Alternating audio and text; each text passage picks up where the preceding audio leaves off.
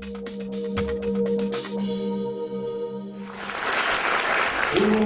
Piglet, Christopher Robin and Eeyore were last seen in the forest, oh, can it really be 80 years ago?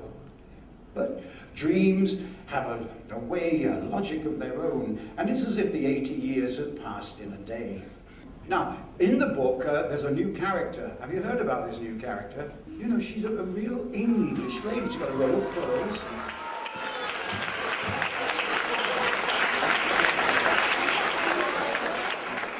So let's have a look. I'll put my glasses on for this because all otters wear glasses.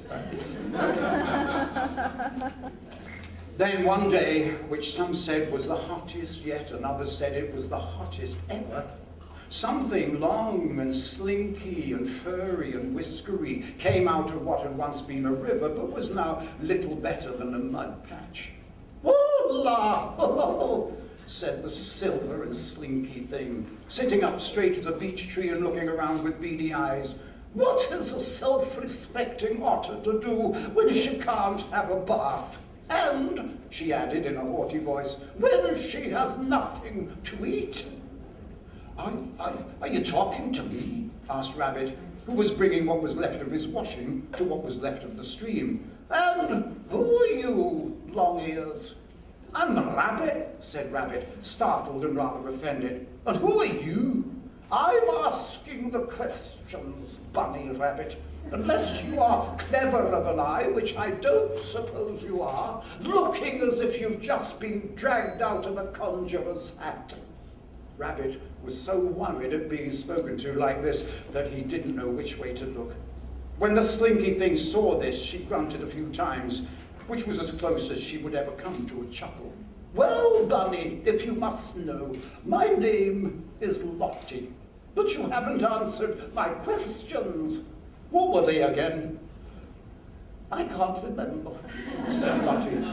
"I'll go and ask Christopher Robin," said Rabbit, and he scuttled away a little faster than usual. Christopher Robin was looking at an atlas. "Anyway, Christopher Robin, something has just come out of the river, and it wants a bath and something to eat. I think it's an otter." "I've got a bath," said Christopher Robin cheerfully, "and there's some potted meat in the larder. Do you think that would do? Perhaps you could come along and ask her yourself." By the time they got to the oozy bit that had once been a proper stream, quite a few of the animals had gathered around the otter, who was twisting and turning in front of them like a ballerina in a musical box. "My name is Lottie," she announced. "See my fine fur coat, which is the colour of silver when the sun shines upon it, and pewter when it's cloudy. And see," she added, "my golden eyes and my long tail, which I call my rudder.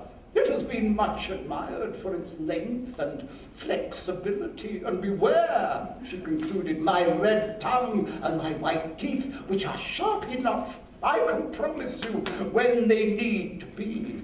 Then, just when the animals were becoming alarmed, she rolled over a few times and slithered off to hide in the bushes. "Catch me if you can," she cried. "I bet you can't, I bet you can't." For a while, the animals tried their hardest not to find Lottie, which was difficult because her tail was sticking out a good 6 inches. But then Tigger accidentally stepped on it and Lottie made a growling noise, so the game was up. "Welcome to the forest," said Christopher Robin quickly before anything more disturbing could happen. "I'm Christopher Robin, and you're welcome to have a bath at my house if that's what you would like." Christopher Robin wrapped Lottie in a yellow towel and carried her into the sitting room. He brought her sardines in olive oil on a blue dish, and she ate them hungrily, chewing up the crunchy bits and commenting, "Not bad.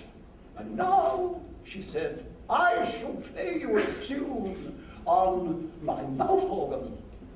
She did it very prettily, so that the animals clapped and the bolder ones shouted, "Bravo, Lottie!" "Thank you," said Lottie. "I believe I shall stay."